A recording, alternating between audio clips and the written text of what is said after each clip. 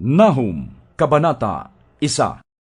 Ang aklat na ito ay naglalaman ng mga pahayag ni Yahweh patungkol sa Ninive sa pamamagitan ni Nahum na isang taga-Elkos. Si Yahweh ay Diyos na mapanibughuin at mapaghiganti. Si Yahweh ay naghihiganti at napupuot. Si Yahweh ay Diyos na mapanibughuin.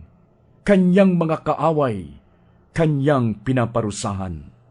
Si Yahweh ay hindi madaling magalit, subalit dakila ang kanyang kapangyarihan, at tiyak na mananagot ang sinumang sa kanya'y kumalaban.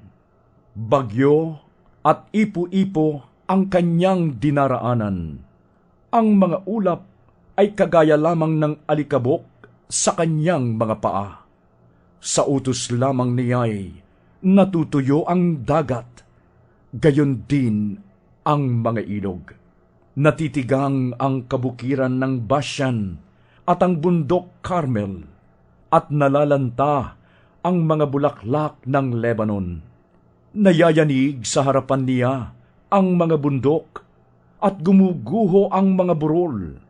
Ang lupa'y nayayanig sa presensya ni Yahweh, at nanginginig ang daigdig. Gayon din ang lahat ng naninirahan rito. Sino ang makakaligtas sa galit ni Yahweh? Sino ang makakatagal sa kanyang matinding puot? Bumubugang parang apoy ang kanyang puot. Batong malalaki ay nadudurog dahil sa kanyang galit.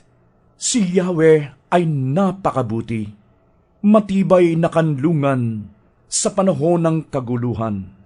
Mga nananalig sa kanya'y kanyang inaalagaan.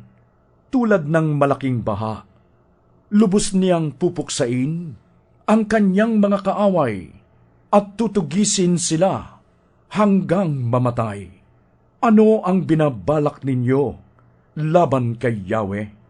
Wawasakin niya ang kanyang mga kaaway, at ang paghihiganti nila'y di na mauulit pa.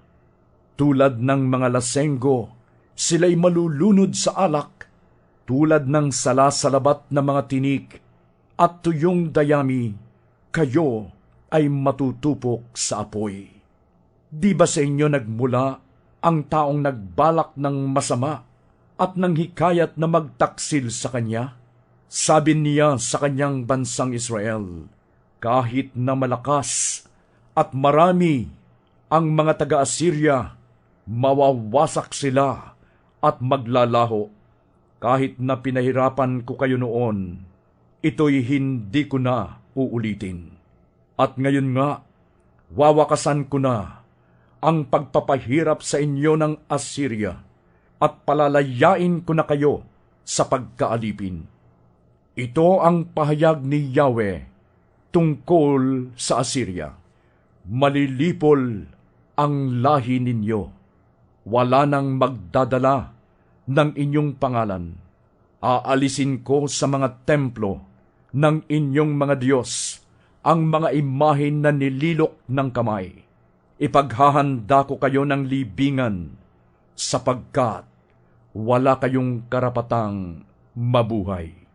Masdan mo't dumarating na mula sa kabundukan ang tagapaghatid ng magandang balita. Nasa daan na siya upang ipahayag ang kapayapaan. Ipagdiwang ninyo, mga taga-Huda, ang inyong mga kapistahan, at tuparin ninyo sa Diyos ang mga ipinangako ninyo sa Kanya. Hindi na kayo muling sasakupin ng masasama, sapagkat lubusan na silang nawasak.